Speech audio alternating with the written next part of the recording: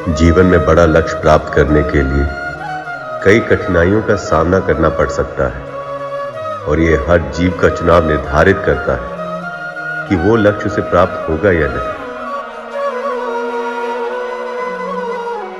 उसी प्रकार विंता और गरुड़ को दासत्व से मुक्ति मिलेगी या नहीं, ये विंता का मुझ पर विश्वास और गरुड़ की कर्मनिष्ठा तय करेगी।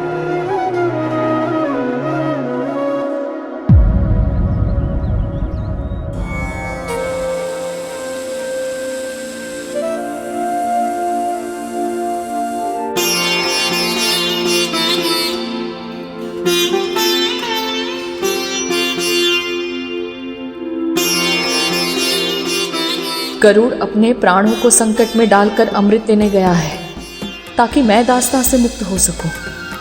यदि आपकी यही इच्छा है प्रभु, तो मुझे स्वीकार है। एक सच्चे भक्त को हर स्थिति में अपने प्रभु पर विश्वास होना ही चाहिए कि जो विधान उन्होंने निर्धारित किया है वही सभी के लिए सही है। मुझे भी विश्वास है नारायण, इसलिए अपने पुत्र की रक्षा की चिंता मैं आपके चरणों में सौंपती हूँ।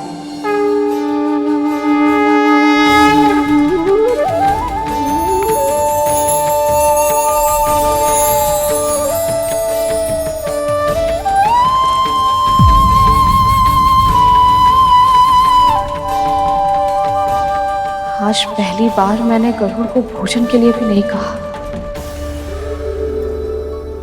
न जाने कितना भूखा होगा मेरा पुत्र। अद्भुत। मां चाहे कोई भी हो, किसी भी काल, किसी भी स्थान, उसकी आंखें उसकी संतान की भूख पर ही रहती। व्यक्ति चाहे कितना भी बड़ा क्यों ना हो जाए, कितनी भी महान उपलब्धियां क्यों ना प्राप्त कर ले, किंतु अपनी मां की दृष्टि में वो सदैव एक छोटी संतान ही बना रहता है, जिसे भोजन कराने का दायित्व उसकी मां का होता है। आपने सत्य कहा प्रभु, क्योंकि संतान समय के साथ मां की गोद से बड़ी तो हो सकती है, पर उसके हृदय में न समाए इतनी बड़ी नहीं हो सकती। अनंत होता है मां का हृदय, अनंत होती है मां की ममता।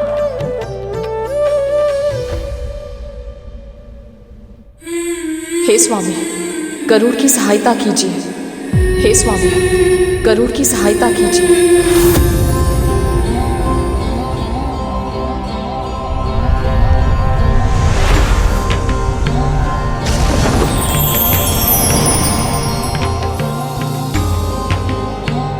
भोजन किया पुत्र?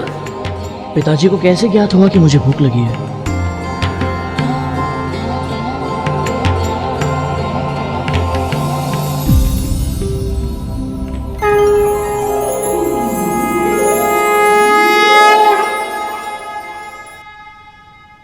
भोजन तो नहीं किया है पिताजी।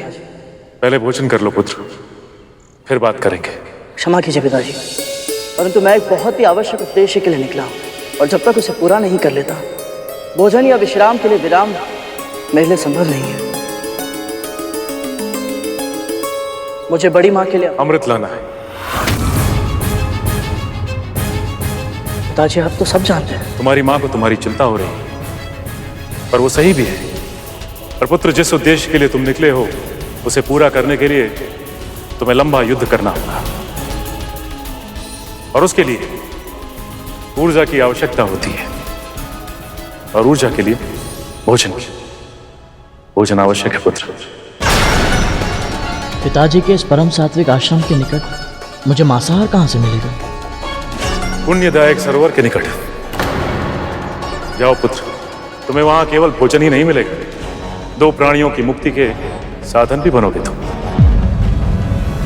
गरुड़ के माध्यम से मुक्ति किसे मिलेगी प्रभु? दो ऐसे प्राणियों को जो किसी की कल्पना से भी अधिक विशाल है। एक है हाथी, 6 योजन ऊंचा और 12 योजन लंबा।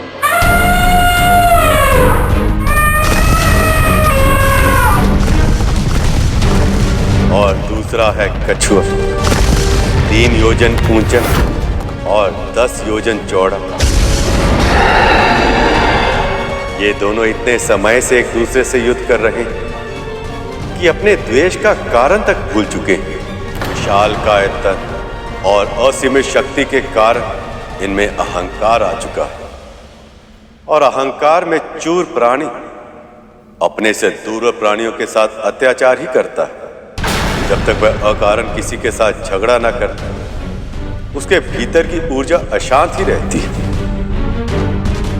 इसी कारण युद्ध अब इन दोनों की प्रवृत्ति बन चुका है, और इसी कारण पूरा वन आतंकित है।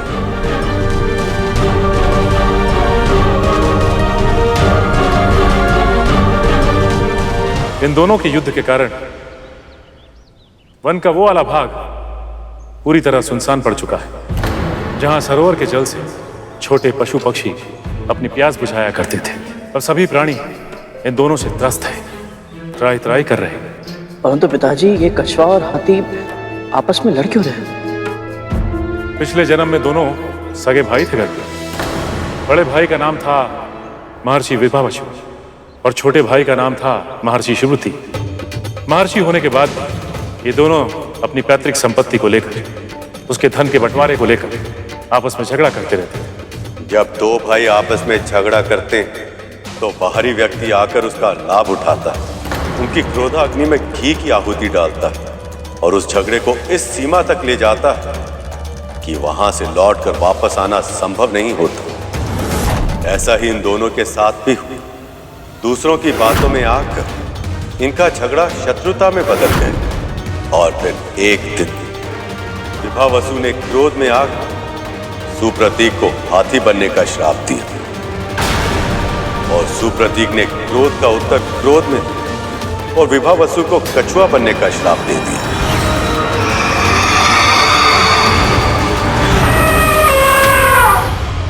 श्राप देने के बाद दोनों को आभास हुआ कि उन दोनों ने कितनी बड़ी भूल कर दी है। तभी उन्होंने निर्णय लिया कि उनसे बड़े आकार वाला कोई पक्षी यदि उन दोनों को एक साथ अपना आहार बना ले, तभी उन्हें श्राप से मुक्ति मिल पाएगी। सही समय आ गया है गर्भ। न केवल तुम उन्हें मुक्त करो, बल्कि उन सभी प्राणियों की रक्षा करनी है जो उनके युद्ध से ग्रस्त होकर जल सरोवर से अपनी प्यास भी नहीं बुझा सकते और न ही वन में शांति से जी पा रहे। फिर तो इन दोनों प्राणियों का आहार मैं अवश्य करूंगा पिताजी। आज्ञा दीजिए।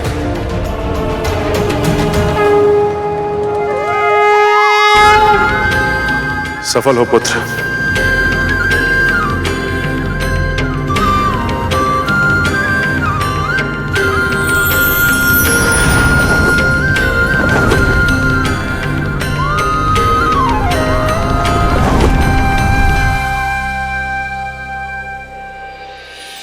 आपने सत्य कहा था प्रभु। ऋषि कश्यप के कथन को सत्य करने के लिए अवश्य आपने ही विंता के मन में ये विचार डाला कि गरुड़ अपने पिता का आशीर्वाद लेकर अमृत लेने जाए, ताकि इन दोनों प्राणियों का कल्याण हो सके।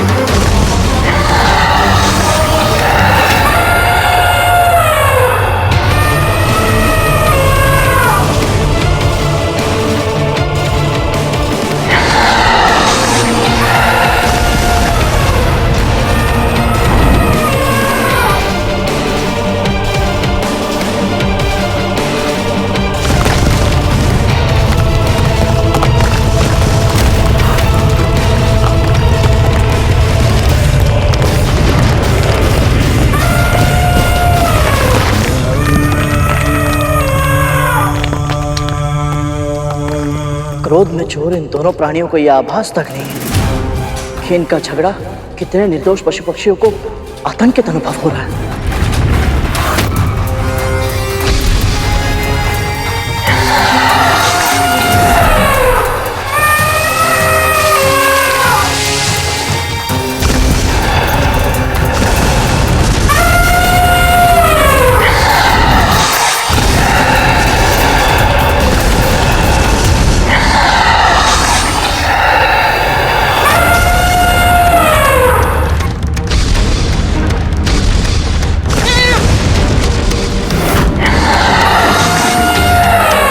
यदि समाज के लिए कोई संकट बन जाए तो उसका विनाश करना धर्म होता है।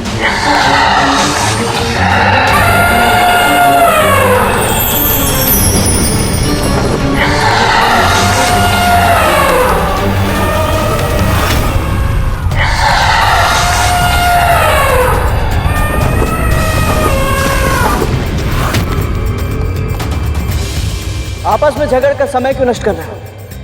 यदि साहस है तो मुझसे युद्ध करो।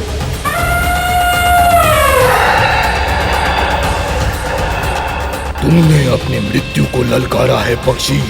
ना तनिक विभाग, ना विशाल आकार, कुछ भी नहीं है तेरे पास, केवल मूर्खता है। और अब तेरी मूर्खता का दंड दूंगा तुझे। चींटी जैसा है तू मेरे सामने, चींटी के समान ही कुचल कर रख दूंगा।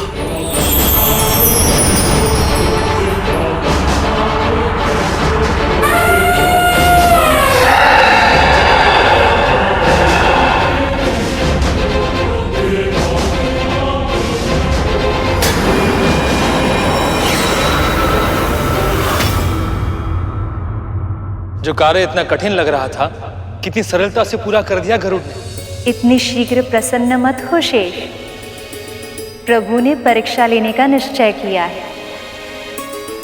यदि कार्य इतनी आसानी से पूरा होते हुए दिखाई दे रहा है तो इसका अर्थ ये है कि हम प्रभु की परीक्षा को समझ ही नहीं पाए,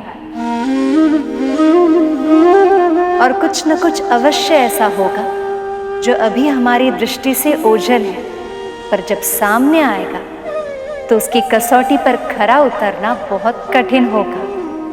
आपने तो सच में मुझे निष्ठुर समझ लिया देव। ये सत्य है कि सृष्टि में संतुलन बनाने का भार मुझ पर मेरे निर्णय से भी बड़ा होता है। ऋषियों का तपोबल, गरुड़ भोजन कर, ये उसकी मां की इच्छा थी, और इन प्राणियों का सेवन करके इन्हें मुक्ति मिले, ये उसके पिता महर्षि कश्यप का आदेश था। इस घटना में मेरा कोई योगदान नहीं है देवी।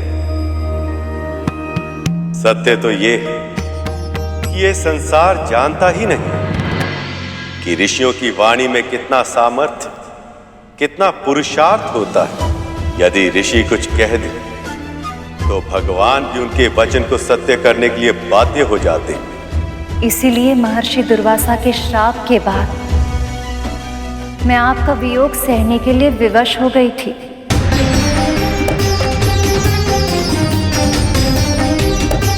सत्य वचन देवी, इसलिए ऋषि मुनियों की वाणी चाहे मीठी हो या उसमें क्रोध की कड़वाहट खुली हो, वो सदैव जगत का कल्याण ही करती है। मुझे अपनी योजना उनके अनुरूप बदलनी पड़ती है ताकि मैं ऋषि मुनियों के वचन को सत्य सिद्ध कर सकूं। जो भगवान को भी विवश कर दे, ऐसा तपोबल से अर्चित पराक्रम अद्भुत है प्रभु। मुझे कोई ऐसा स्थान ढूंढना होगा जहां किसी और को कष्ट दिए बिना शांति से इन दोनों का हार कर सकूं।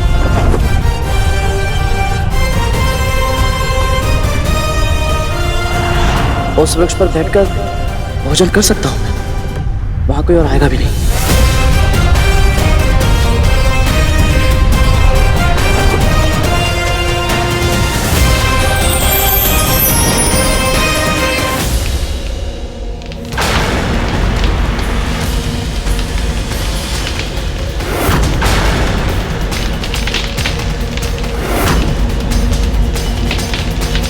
यहां तो वाल के लिए ऋषि तपस्या कर रहे हैं।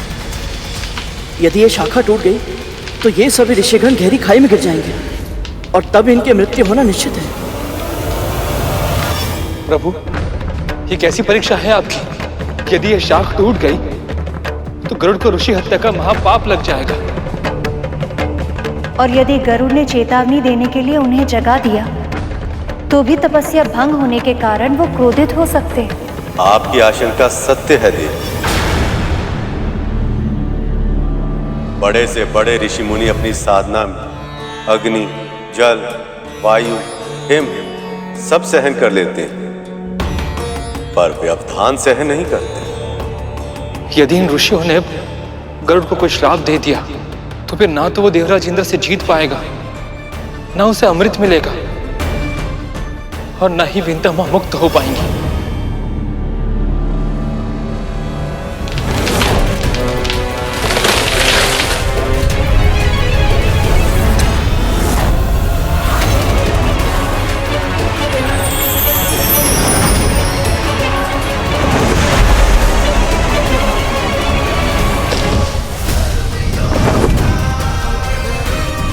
अकल्पनीय, अविश्वसनीय।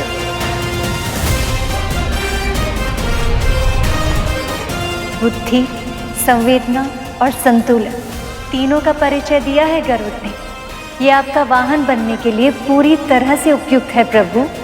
आप बहुत शीघ्र, बहुत अधिक प्रसन्न हो रही हैं देवी। अभी तो गरुड़ ने केवल उड़ान भरी, अभी ये देखना शेष कि वो भूमि पर कैसे उतरेगा। और यदि वाल्खिल्य ऋषियों को यह पता चला कि गरुड़ के कारण उनकी साधना का स्थान बदल चुका है, तो वह क्रोधित भी हो सकते हैं और उसे श्राप भी दे सकते हैं।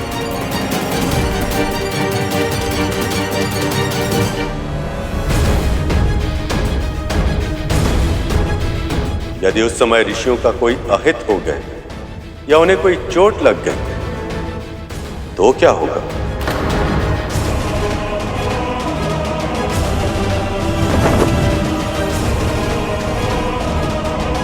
मुझे इस भूल को सुधारना होगा। पिताजी से सहायता मांगनी होगी मुझे।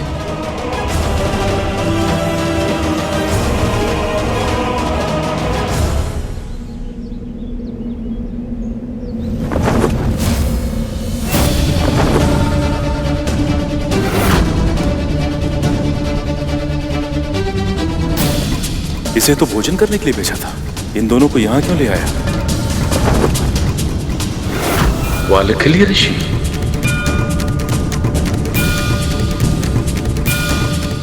गरुड़ कहीं भूलवश वाल्खिल्य ऋषियों को गिरा न दे, अन्यथा गरुड़ को वाल्खिल्य ऋषियों के क्रोध से बचाना असंभव हो जाएगा।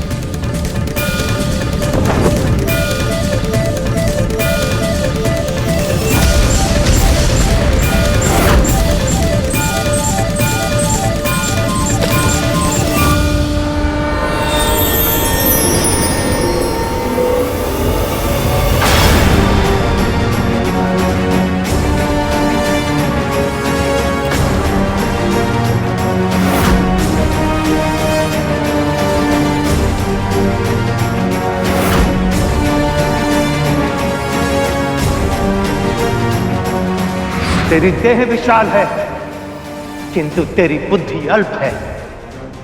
हम तो तुझे यहां आशीर्वाद देने आए थे, किंतु अब हम तुझे श्राप देंगे। श्राप, श्राप, श्राप। मुझे इन वाल्खिल्य ऋषियों को इनके ध्यान से जगाना ही होगा, अन्यथा जब इनकी साधना समाप्त हो जाएगी तब ये जानकर के इनके साधना स्थल को बदल दिया गया है, तो वो इस बात को अपना घोर अपमान समझेंगे। प्रभु, ऋषि कश्यप का भय यदि सत्य में परिवर्तित हो गया तो गरुड़ को वाल्खिल्य ऋषियों के क्रोध से कोई नहीं बचा पाएगा।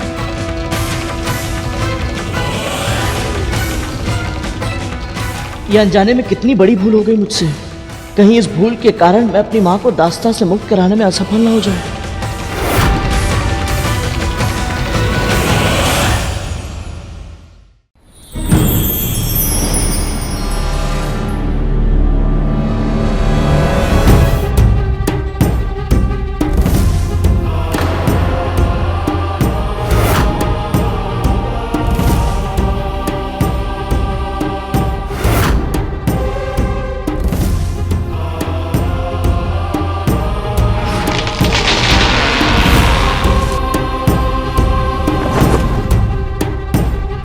ये अनजाने में मुझसे कितना घोर पाप हो गया। मैंने वाल्खिल्य ऋषियों के तपस्या का स्थान बदल दिया। कहीं क्रोध में आकर इन्होंने मुझे श्राप दे दिया तो? पुत्र, अनजाने में ही सही, किंतु भूल तो तुमसे हुई है, और इसके लिए ऋषिवर तुम्हें जो भी दंड देते हैं तुम्हें स्वीकार करना होगा पुत्र। हे नारायण, कहीं मेरी इस भूल के कारण मेरी माँ को बड़ी माँ की दास्तां से मुक्त कराने में मुझे विलम्ब ना हो जाए।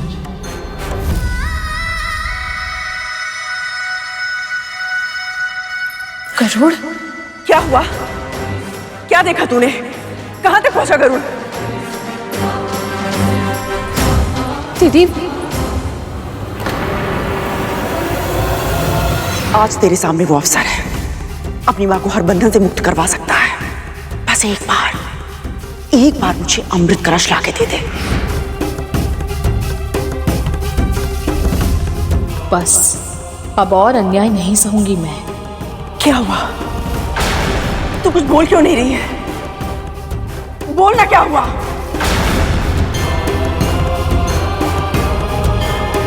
क्या बोलूं?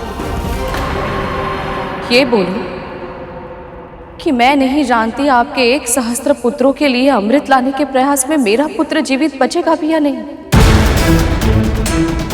अब तक आपने मेरे साथ जो भी किया उसे अपना प्रायश्चित समझकर मैं सहती रही।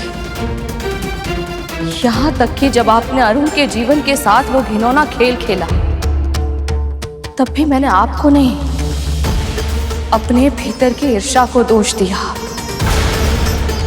पर गरुड़ के बारे में ऐसा नहीं होगा। आज तक गरुड़ के साथ जो भी बुरा हुआ है उसका कारण आप ही हैं। यदि अब आपके कारण मेरे पुत्र के साथ कुछ भी बुरा हुआ तो स्मरण रखिएगा दीदी, मैं आपको कभी क्षमा नहीं करूंगी।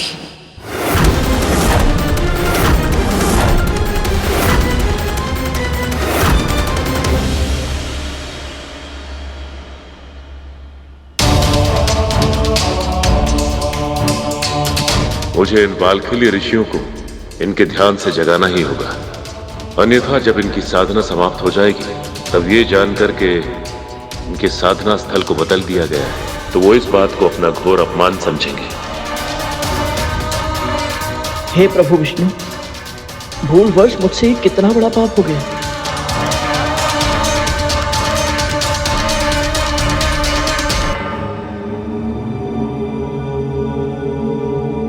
हे महान ऋषिगण, हे बालखिली ऋषियों, मैं ब्रह्मा पुत्र कश्यप आप सबका आवाहन करता हूं, कृपा करें।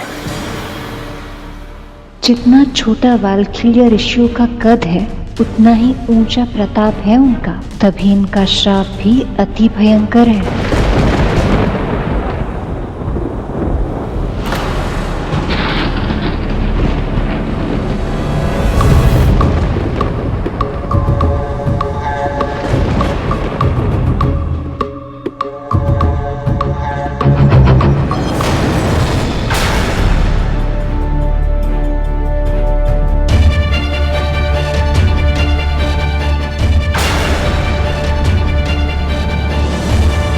महर्षि कश्यप,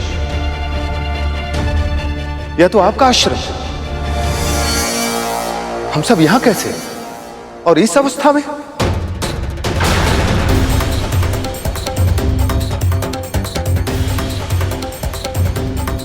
ऋषिवर, इससे पहले कि आप कुछ कहें, मैं आपसे कुछ कहना चाहता हूं। ऋषिवर, मेरे पुत्र से त्रुटि हुई है और वो आप लोगों को भूलवश यहां ले आया।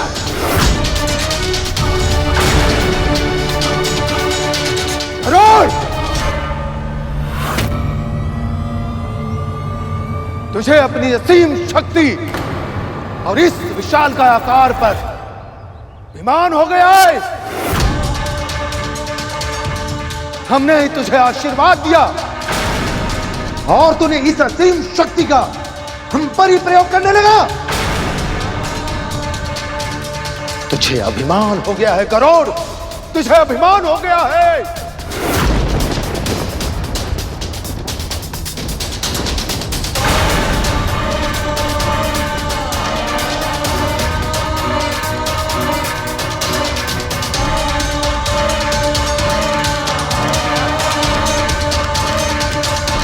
ऋषिवर, मेरे पुत्र से यह त्रुटि भूलवश हुई है।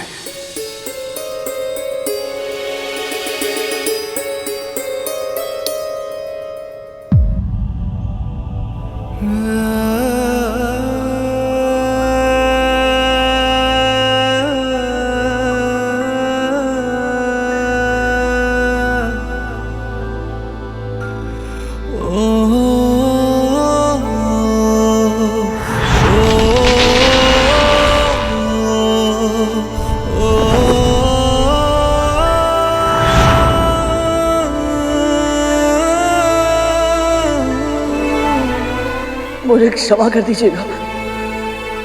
मेरा आधा ध्यान भोजन पर था और आधा ध्यान अपने लक्ष्य पर। मेरी बड़ी माँ ने मुझे अमृत लाने के लिए भेजा है ऋषिवर।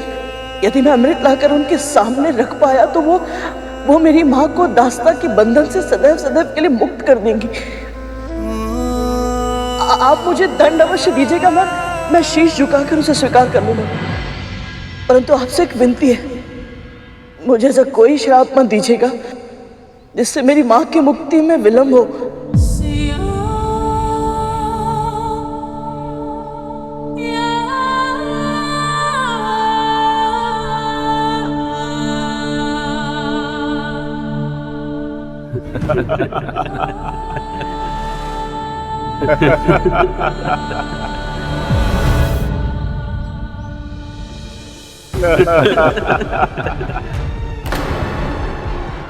पुत्र गरुड़, हम भला तुम्हें दंड कैसे दे सकते हैं? तुम तो स्वयं ही अपने आप को इतना कठिन दंड दे रहे हो। हम तुम्हें अब दंड नहीं, आशीर्वाद देंगे।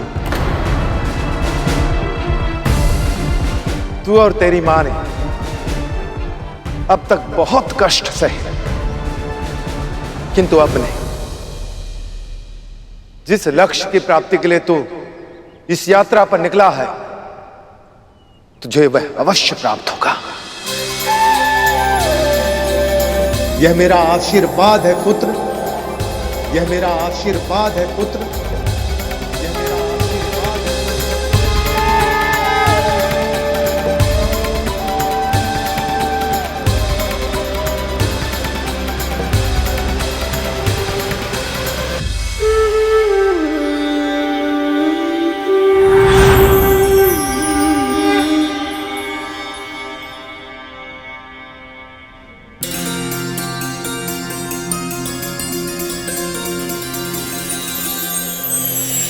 पिताजी, आज्ञा दीजिए।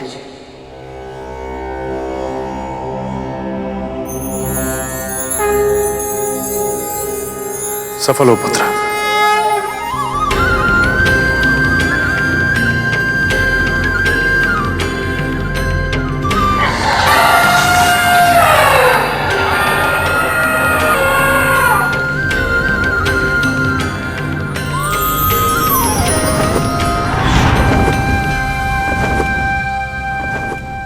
प्रभु, गरुड़ न केवल दंड से बच गया, बल्कि उसने वाल्खिल्य ऋषियों का आशीर्वाद भी प्राप्त कर लिया।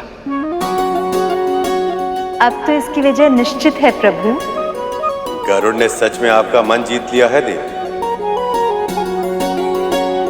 किंतु आप ये ना भूलें कि यदि गरुड़ अमृत पाने में सफल भी हो गया, तब भी अंत में उसे मेरा सामना करना होगा।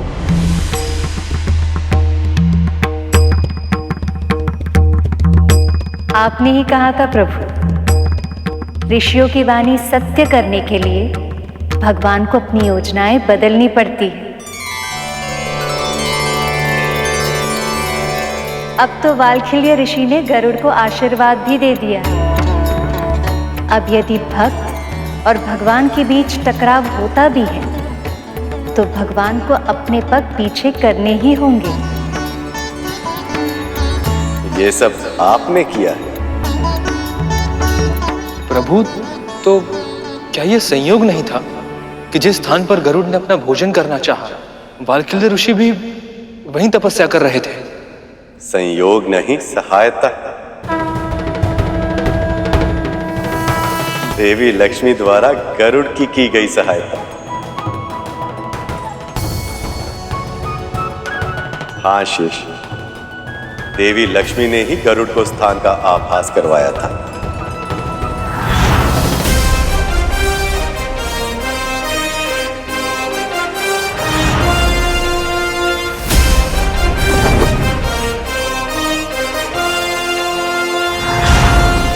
प्रभु,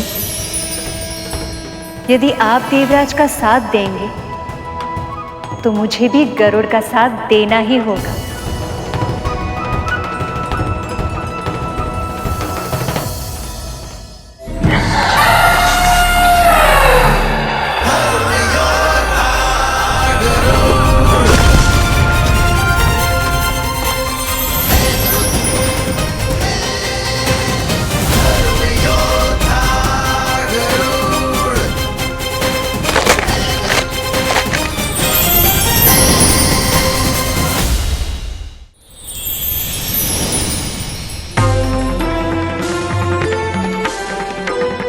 प्रणाम स्वीकार करें ऋषिवर। आपका बहुत बहुत धन्यवाद पक्षीराज। आपने हमारे जीवन के श्राप का अंत कर दिया। आपने जो हम पर उपकार किया है उसका ऋण चुकाना असंभव है पक्षीराज। फिर भी आपकी जो इच्छा हो वरदान मांग लीजिए पक्षीराज। मेरी तो केवल एक ही इच्छा है ऋषिवर, अपनी माँ को दास्ता के बंधन से मुक्त कराना, क्योंकि इसके लिए मुझे बड़ी माँ के सामने अमृत लाकर रखना होगा।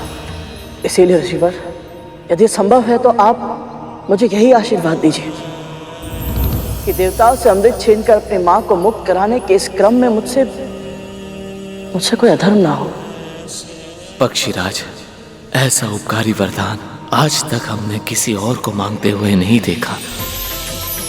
जो निस्वार्थ भाव से माँ की सेवा करता है वो अनजाने में भी अधर्म नहीं कर सकता। आप निश्चिंत रहें पक्षीराज, इस परीक्षा में आपके धर्म की रक्षा अवश्य होगी। तथास्तु। बहुत बहुत आभार ऋषिवर।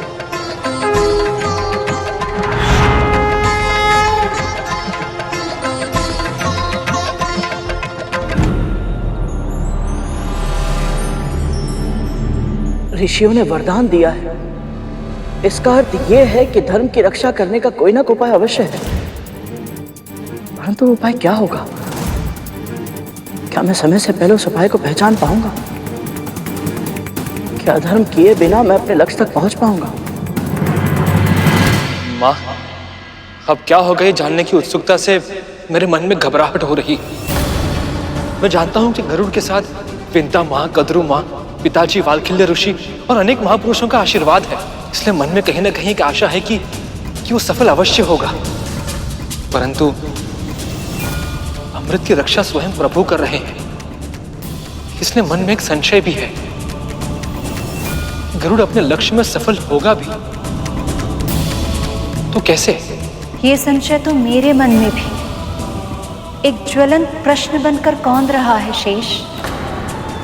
देवराज और गरुड़ का संबंध पहले से ही तनावपूर्ण है, और ऐसे में गरुड़ की मंशा चाहे कितनी भी पवित्र क्यों ना हो, देवराज अमृत पाने की इसके प्रयास को कैसी प्रतिक्रिया देंगे ये तो मैं भी नहीं जानती। पर मैं जानता, कम से कम स्वागत तो नहीं ही करेंगे।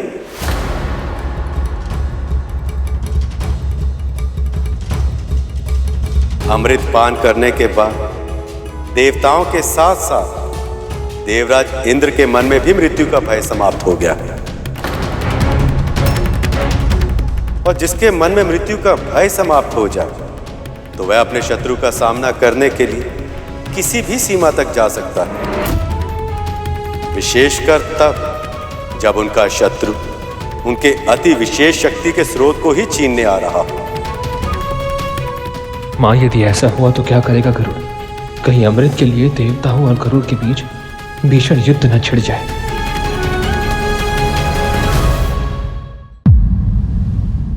जितने समय तक स्वर्ग लोक पर हमारा शासन नहीं था, उतने समय में पृथ्वीवासियों को अनेक कष्ट सहने पर विवश होना पड़ा। असुरों के आतंक के कारण हम सभी देवता अपने अपने दायित्व को पूरी तरह निभा नहीं पाए, जिसके कारण अनेक अनुष्ठान अधूरे रह गए। हमें न केवल अतीत में हुए हानि की भरपाई करनी है, बल्कि हमें यह भी निश्चित करना है कि ऐसी विपत्ति संसार पर और हम पर फिर कभी ना आ सके। असुर अभी के लिए छिप अवश्य गए हैं, पर उन्होंने पूर्णतः अपनी हार स्वीकार नहीं की है। वो प्रतीक्षा कर रहे हैं कि हम सभी अपने अपने दैनिक कार्य में व्यस्त होकर असावधान हो जाएं, ताकि वो हम पर आक्रमण कर सके। ऐसा दोबारा नहीं होना चाहिए। यदि हमारी असतर्कता और भूल से अमृत किसी अयोग्य के पास चला गया तो इतनी कठिनाइयों से सृष्टि में जो हमने संतुलन बनाया है वह फिर से असंतुलित हो जाएगा।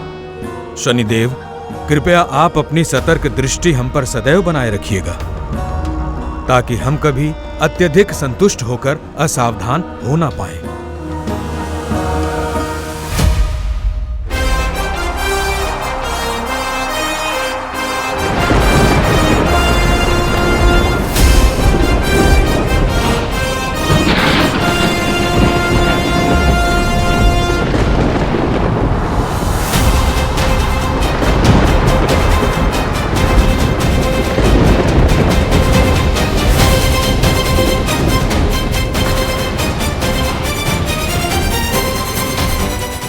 देवराज,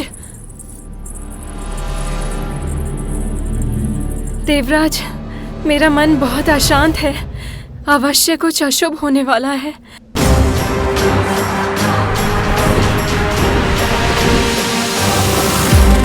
गरुड़ जिस तीव्र वेग से यहाँ आ रहा है वो अकारण नहीं हो सकता।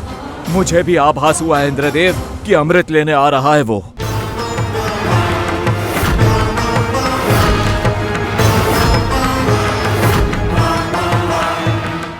जिस पल तू मेरे नेत्रों के समक्ष अमृत लाकर रखेगा, बस उसी पल तुझे और तेरी माँ को अपनी दास्ता के बंधन से सदैव सदैव के लिए मुक्त कर दूंगी। देवी कद्रू ने गरुड़ को वचन दिया कि यदि गरुड़ उन्हें अमृत लाकर देगा तो वो देवी विंता को मुक्त कर देंगे। गरुड़ अपनी माँ के लिए कुछ भी कर सकता है देवराज। गरुड़ की प्रशंसा करने से वो लौट नहीं जाएगा। ये समय अमृत की रक्षा करने का है देवगण।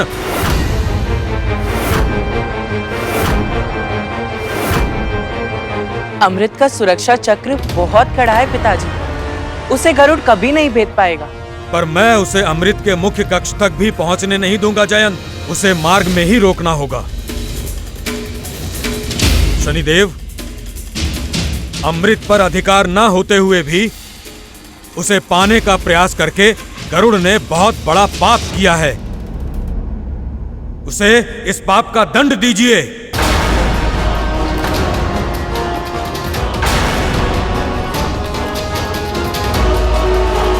देवराज इंद्र आक्रामक हो रहे हैं प्रभु, वो भी समय से पहले और आवश्यकता से अधिक।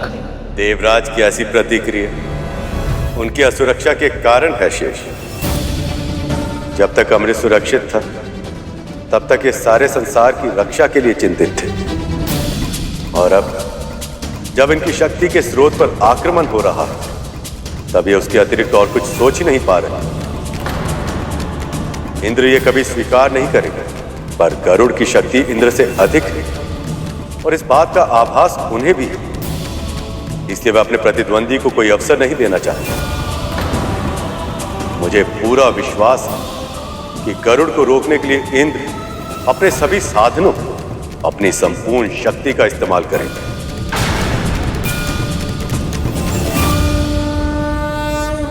क्षमा कीजिए देवराज, परंतु मैं गरुड़ को पहले ही वरदान दे चुका हूं कि वो मेरी वक्र दृष्टि से सदैव सुरक्षित रहेगा।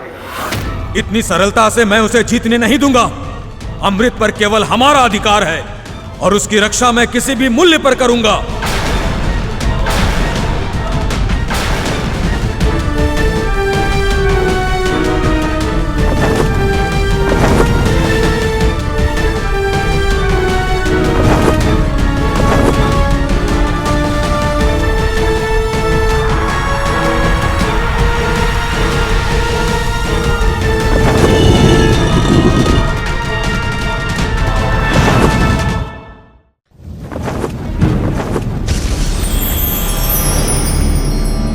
ठहर जाओ गरुड़।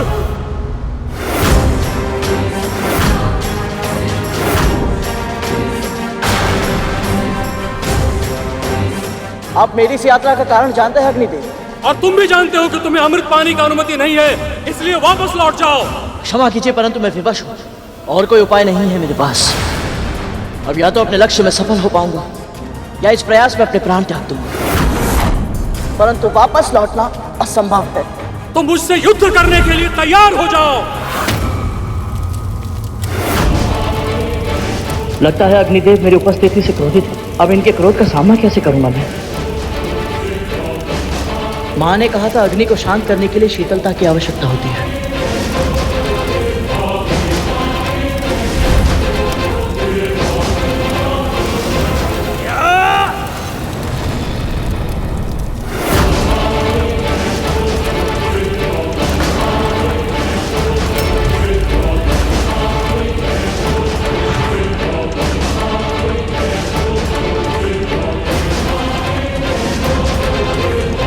क्या हुआ गरुड़? युद्ध करो मुझसे। कैसे भैया? साक्षात अग्नि है, दीपक के रूप में भगवान के मंदिर को प्रकाशित करते हैं। हवन कुंड में ऋषियों की आहुतियां आपके द्वारा ही प्रभु तक पहुंच पाती है। सृष्टि में सभी को समान दृष्टि से देखते हैं आप। राजा हो या निर्धन, सभी के देह को अंत में आप ही स्वीकार करते हैं।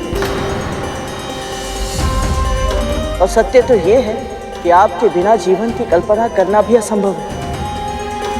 जठराग्नि के रूप में हर प्राणी के उदर में बसते हैं। यदि आप ना हो तो भोजन तक नहीं पच सकता।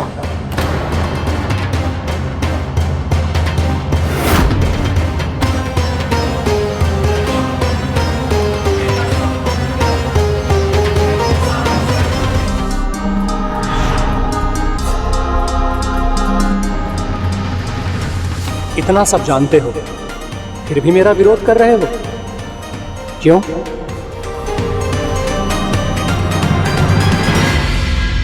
क्योंकि मुझे अपने इस लक्ष्य के लिए प्रेरणा आप ही से मिली है। हाँ भैया, मेरी माँ की मुक्ति मेरे जीवन का एकमात्र लक्ष्य है। और इसका आभास मुझे जिसने सबसे पहले कराया था वो आप ही थे। ये क्या कह रहा है गरुड़? अग्निदेव ने ऐसा कब किया? ये जानने के लिए तो हम दोनों भी उत्सुक हैं।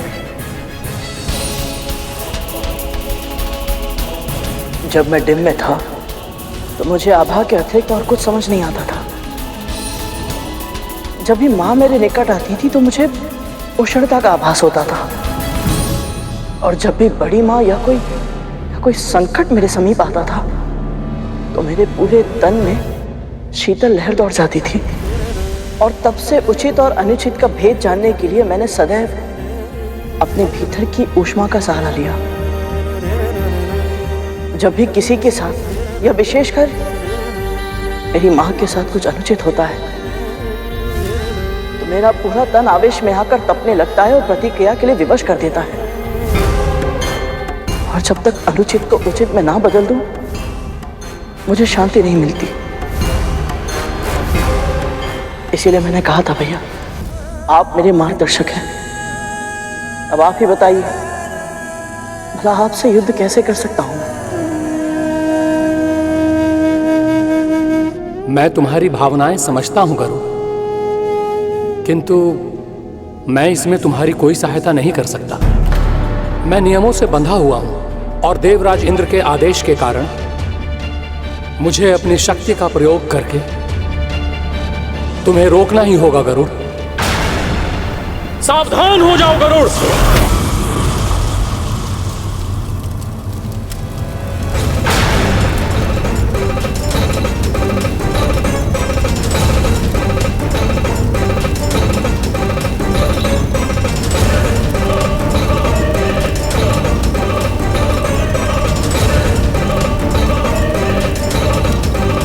यदि तुम मेरी अग्नि रेखा पार कर पाए तो मैं तुम्हारे मार्ग का अवरोध नहीं बनूंगा। परंतु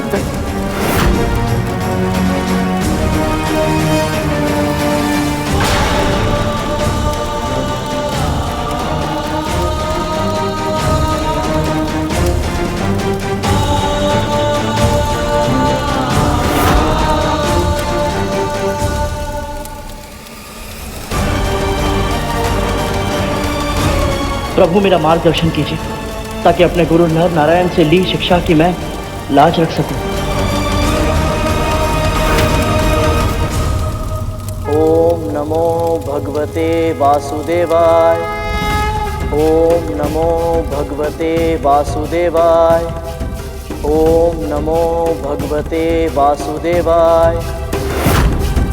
ओम नमो भगवते वासुदेवाय। ओम नमो भगवते वासुदेवाय।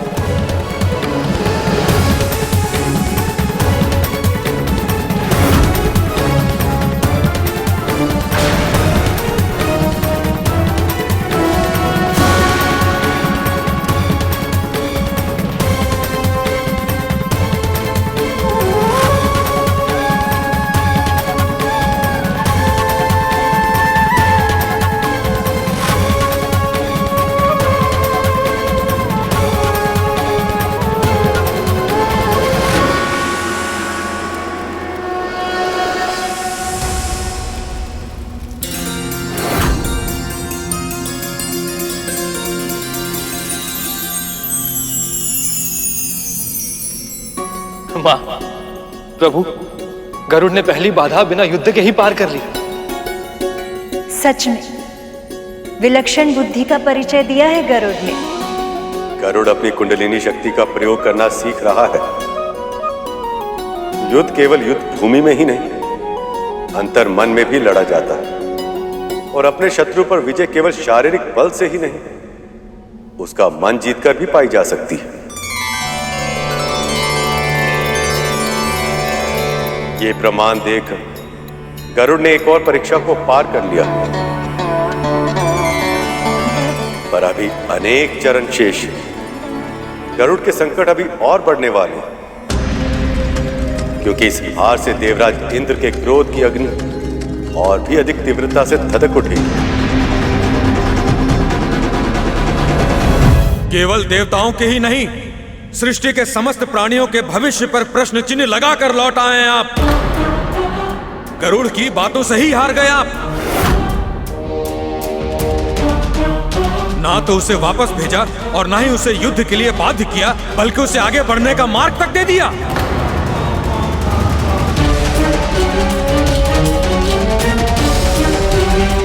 आप चिंता मत कीजिए देवराज, मैं भी जाकर उसे उसकी धृष्टता के लिए दंड दूंगा। हाँ देवराज, आप बस आज्ञा दीजिए, मैं भी उस गरुड़ को उचित पाठ पढ़ाने के लिए व्याकुल हूं। नहीं देवगण,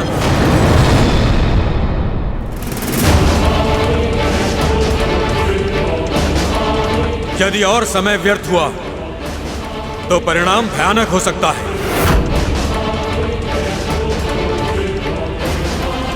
मैं स्वयं जाऊंगा उसका सामना करने।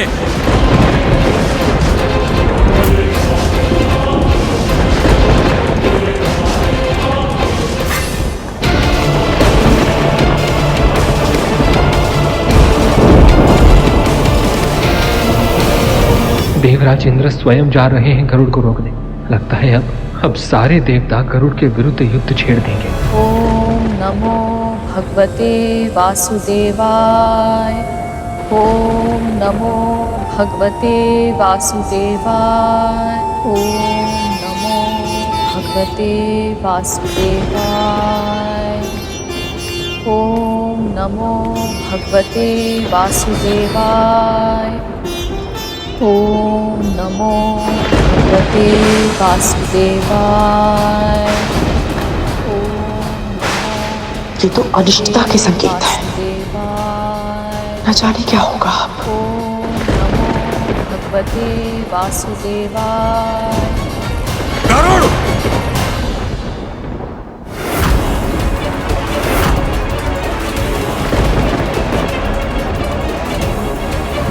ऋषि कश्यप को अगली संतान के रूप में ऐसा पुत्र देना जो इंद्र से सहस्त्र गुणा अधिक शक्तिशाली और बुद्धिमान हो।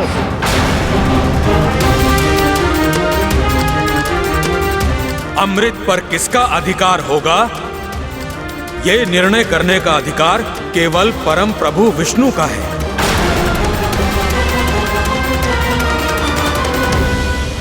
और यह जानते हुए भी तुम अमृत चुराने चले आए। मैं जानता हूँ देवराज कि मैं अनधिकार से आया हूँ, परंतु अमृत मेरी माँ की मुक्ति के लिए आवश्यक नहीं होता तो मैं ऐसा कभी नहीं करता। आप बड़े हैं, इसलिए मैं आपसे हाथ जोड़कर विनती करता हूँ देवराज, अपने हृदय की विशालता का परिचय दीजिए और मुझे अमृत ले जाने दीजिए। तुम्हें अमृत ले जाने दूं? ले जाना तो दूर गरुड़, अब तो मैं तुम्हें कभी अमृत की ओर देखने तक नहीं दूंगा। तुम्हारे स्वार्थ के कारण संपूर्ण जग को संकट की अग्नि में झुलसने नहीं दूंगा मैं। स्वार्थ?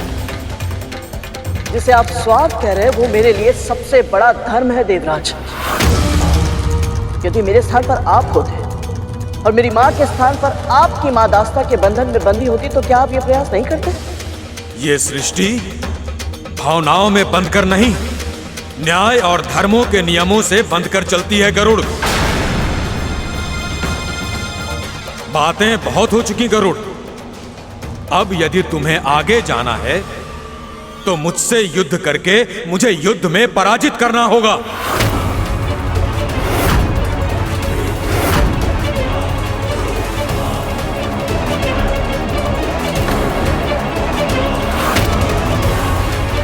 अपनी माँ के स्वतंत्र जीवन के लिए यदि मुझे अपने भाई से भी युद्ध करना पड़े तो मैं पीछे नहीं हटूंगा।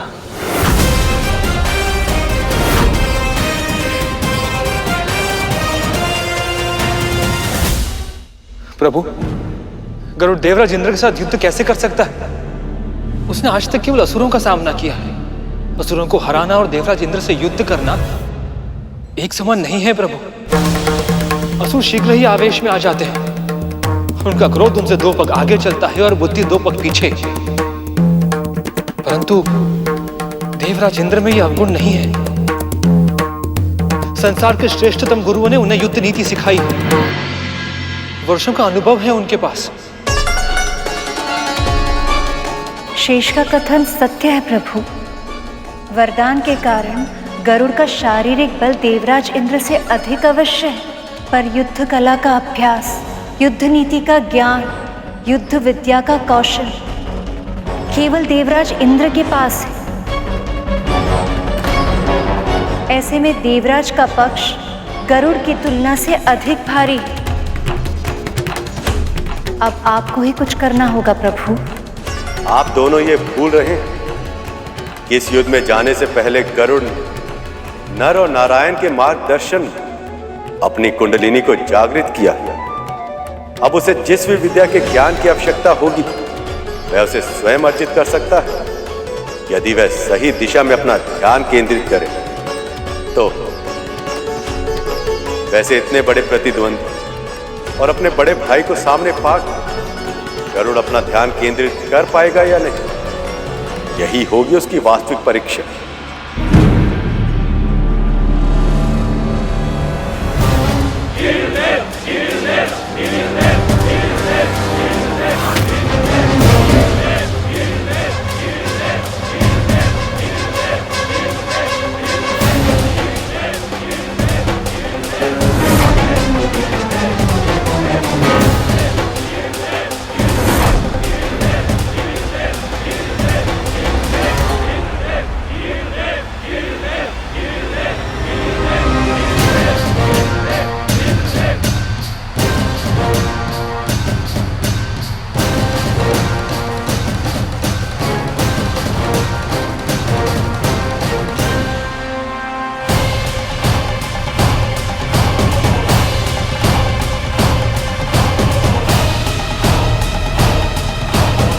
ये गरुड़ इंद्रदेव का कैसे सामना कर पाएगा? अमृत ग्रहण करने के पश्चात देवराज अमर हैं। वो इस पक्षी के प्राण शीघ्र हर लेंगे।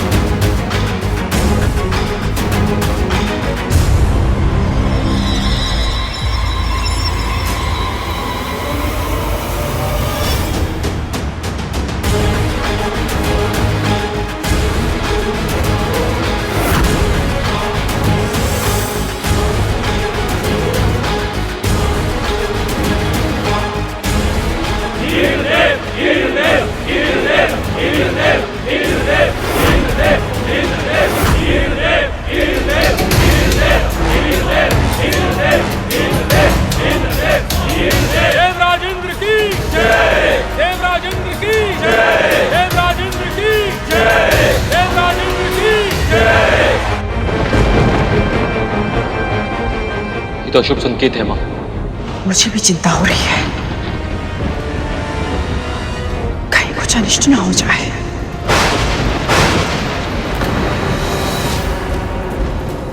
ओम नमो भगवते वासुदेवाय।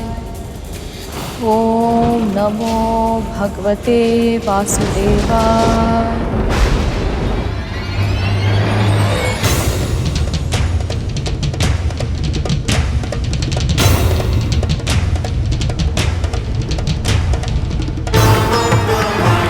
हे गणाधिपति गणेश, मेरी प्रार्थना स्वीकार करें, मुझे आशीर्वाद प्रदान करें।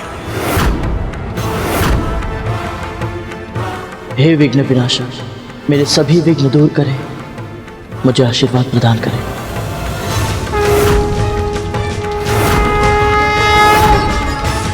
दोनों एक साथ गणेश को स्मरण कर रहे हैं। अब गणेश किसे देंगे अपना आशीर्वाद?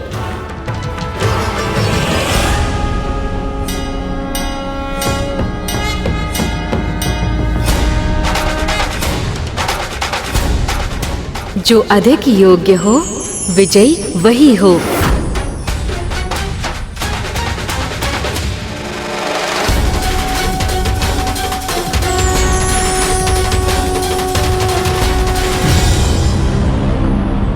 पिताजी, मुझे आशीर्वाद प्रदान करें। पिताजी, मुझे आशीर्वाद प्रदान करें।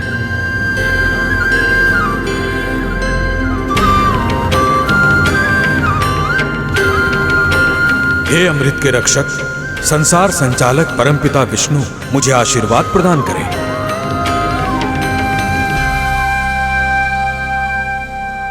संसार की हर माँ के सम्मान के रक्षक परमपिता विष्णु, मुझे आशीर्वाद प्रदान करें।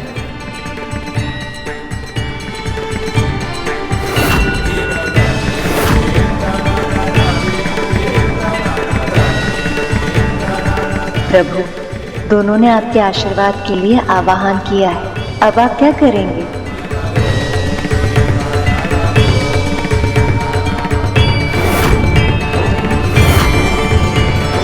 धर्म की जय हो।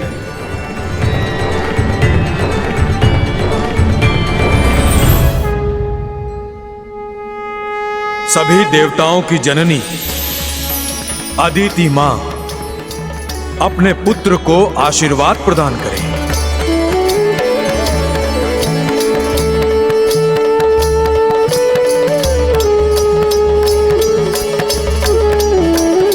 हे ललिता मां, पार्वती मां, लक्ष्मी मां, अदिति मां, तिथि मां, बड़ी मां, अविंता मां,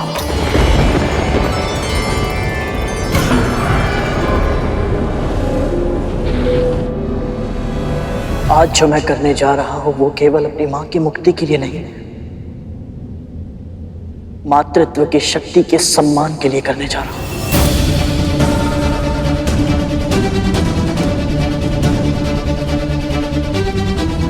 अपना आशीर्वाद प्रदान करें।